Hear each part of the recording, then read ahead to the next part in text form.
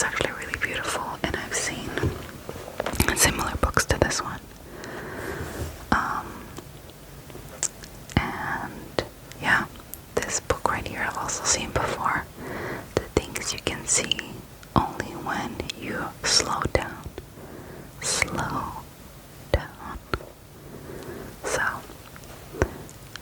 this will be a reading trigger only video because I wanted it to be slow. And if you have watched my videos before, you know I tap fast. So, we're gonna avoid that today. And let's just get right into reading. Love for imperfect things. It's really beautiful. So, I think we're just gonna start at the beginning and read through this book for as long as we want to. So, I think we're gonna skip the prologue and go straight to self-care, because that's what we want right now. Some good old self-care.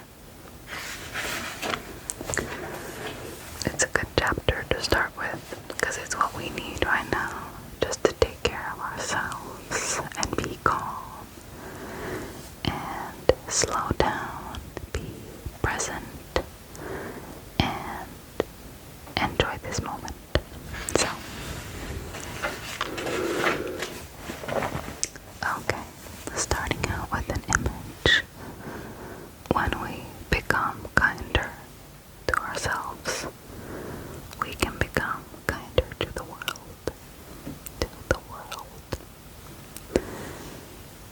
Don't be too good. Were you one of those children who were praised for being good? Did you then try hard to be good by always agreeing with your parents or with parents, teachers, or older relatives? Even if sometimes it was hard, you learned not to complain and bore it quietly. And now that you're an adult, do you still feel a responsibility to please other people? Do you constantly make an effort not to disturb or be a burden on others? But when there's someone who makes things difficult for you, you try just to ignore it or put up with it, because it is not in your nature to do so or say something that can potentially hurt someone or make someone uncomfortable.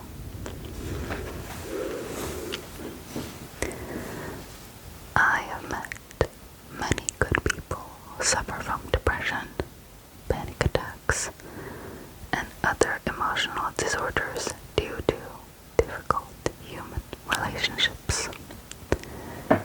Such people tend to be gentle, well-mannered, and solicitous of others.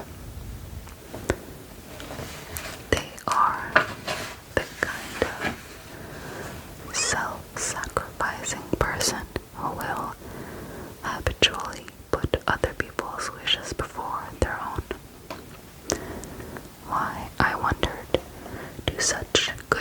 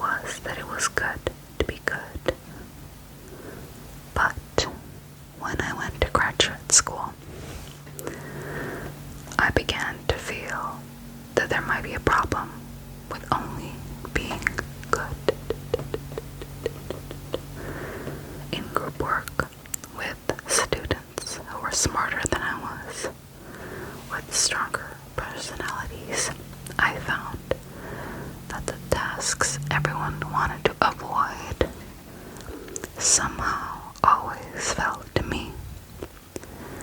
I kept on telling myself that it was good to do good. But as time went by, it started causing me quite a bit of stress. When I opened my heart and spoke honestly to an older friend who was in the same program, he gave me the following advice: be good to yourself first, then to others. It was like being struck by lightning. Up until then, I had only ever worried about what other people thought of me. I had never once thought properly about caring for myself or loving myself. When we say that someone is good, we often mean the person complies with the will of others and isn't self-assertive. In other words, people who are good at suppressing their own desires and deference to others are the ones who frequently get called good. If someone always listens to me and follows my advice, naturally I like that person and think of him or her as a good person. It seems that good sometimes refers to a person who thinks too much of others,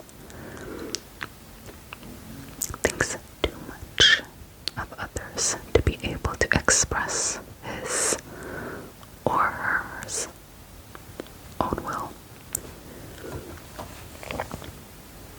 While it is not always the case, there is a particular pattern that can be seen in our relationship with whoever raised us as a child. Many who are self-effacing in this way grew up with a dominant father or a strong-willed mother, or as a middle sibling who received relatively little attention from the parents, giving rise to a strong desire to win the parents' recognition by obeying them in all things. In certain cases, when the parents' own relationship is not good, or the family dynamic is awkward in some way, there are also those who take it upon themselves to make their parents happy by being good. But the problem is that by living in accordance with the demands of others, we unwittingly neglect our own desires and needs. If, as a child, you were indifferent to your own feelings, minimizing them or not considering them important, as an adult, you will not be able to tell what it is yourself want to do, you yourself, or who you are as a person. And then, when you encounter someone who treats you unfairly or makes things difficult for you, since you do not know how to properly express your own feelings, the anger that ought to be directed toward its instigator is trapped inside you and ends up attacking you instead. Why am I such an idiot that I can't express my feelings properly? Can't even speak up honestly?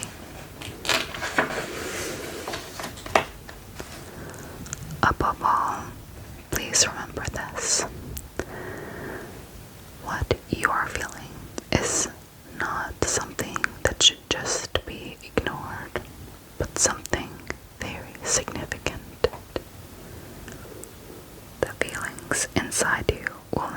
easily disappear just because you decide to suppress or ignore them.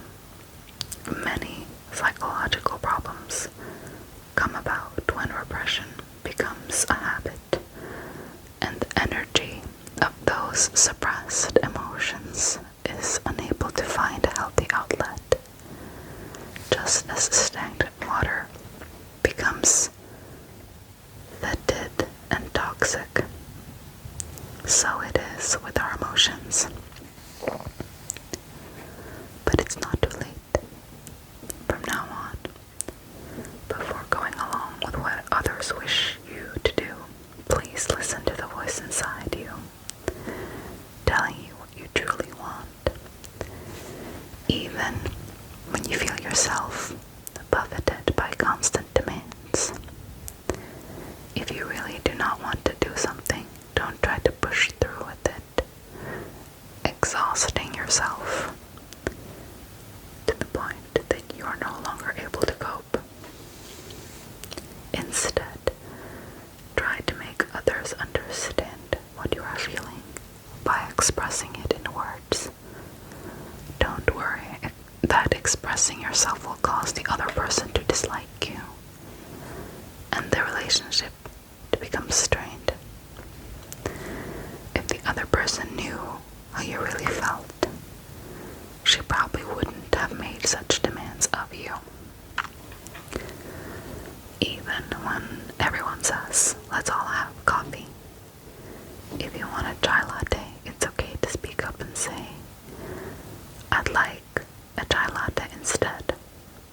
We consider it good to be good to others, but don't forget that you have a responsibility to be good to yourself first. Here's a girl on a little floaty in the pool. She looks like she's taking care of herself right here, which is great.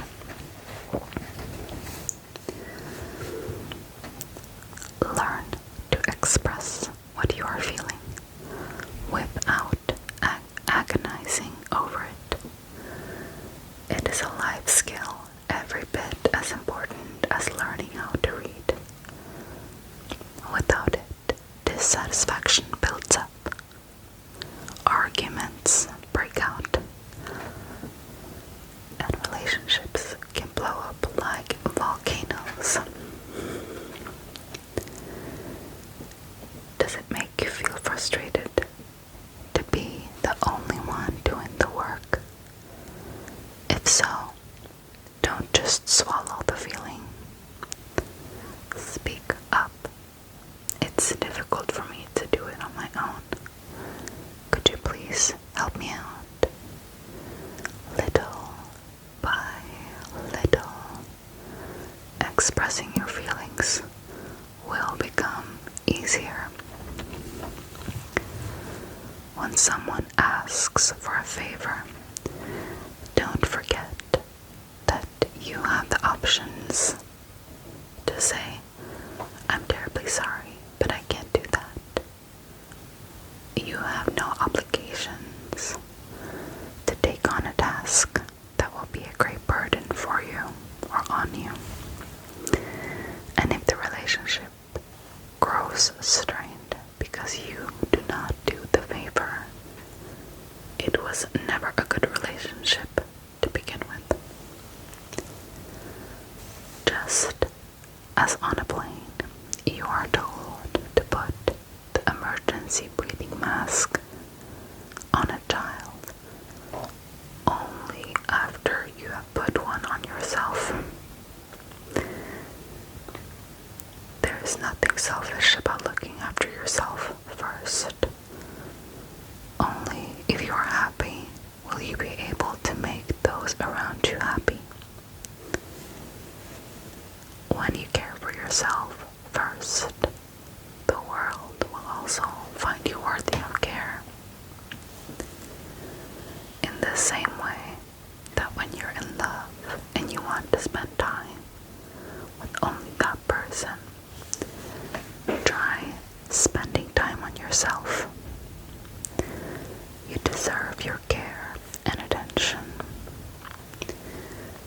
treat yourself to a delicious meal, a good book, a nice walk with a lovely view, as you should invest in the person you love, so should you invest in yourself.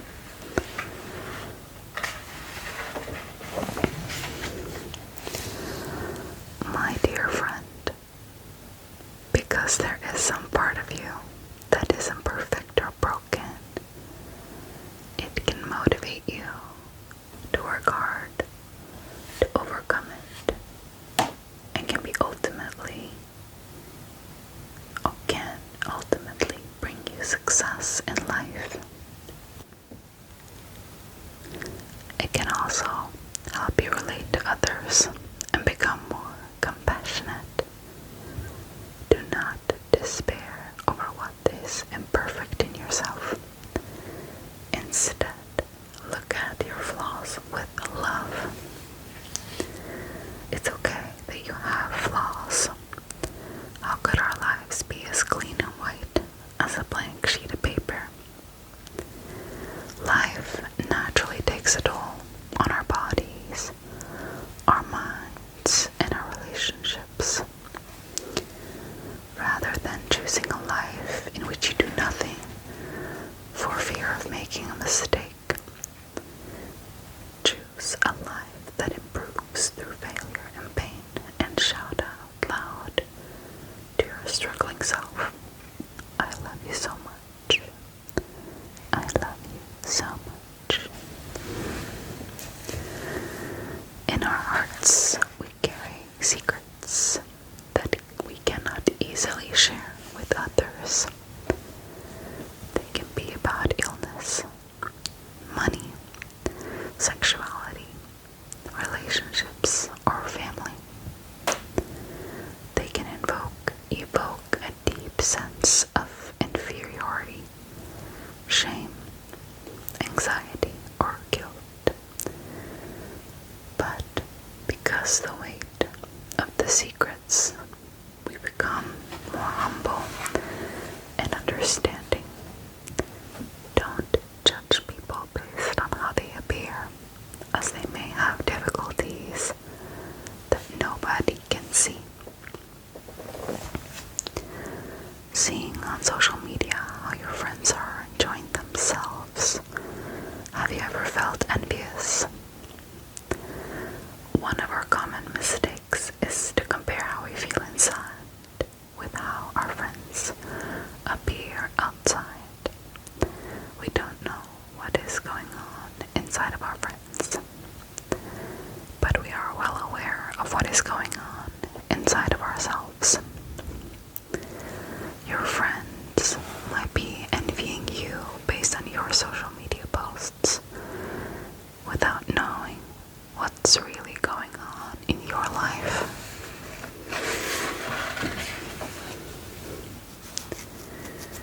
Have you ever felt a sense of inferiority because of a cousin who is doing better than you?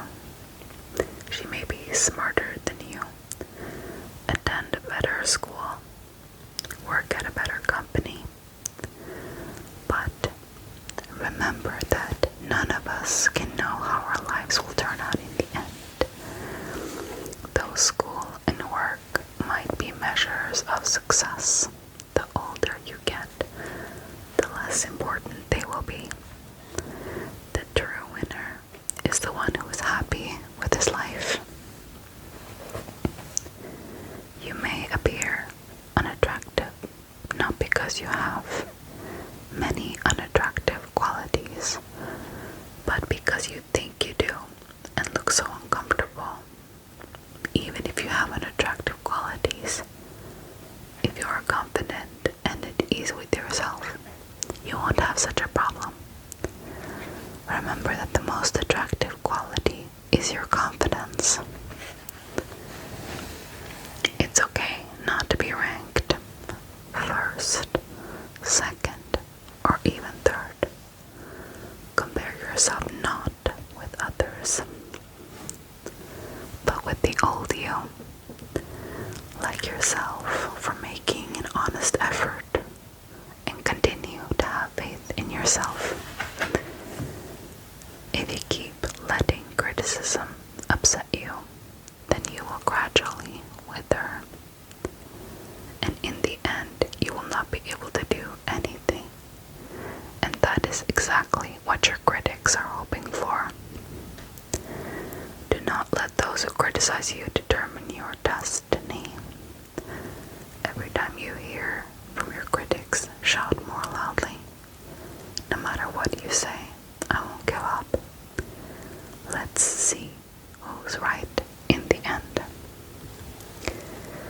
Why should your life be destroyed by the easy criticism of those who do not know you or care about you? By Sok Jong-hong, Korea's first openly gay celebrity. Wow. If you begin to believe what others say about you, they will begin to control you. Not everything that appears in your mind is true. Do not let someone else's opinion rule your life. If you hear a voice within you say you cannot paint, then by all means paint, and that voice will be silenced. Vincent van Gogh.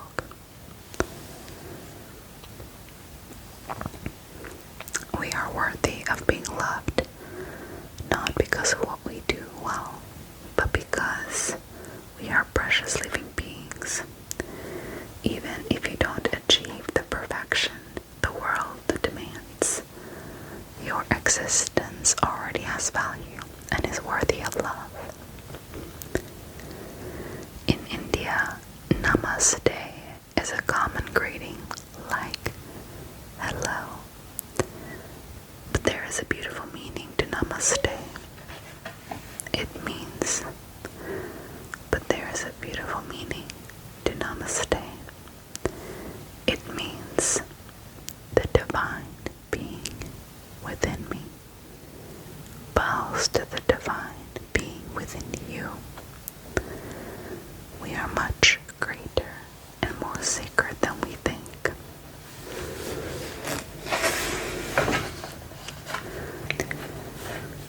Don't think you are lovable only when you succeed at what the world demands. You are already worthy of love. You are worthy of love, of love, of love. I think we have slowed down.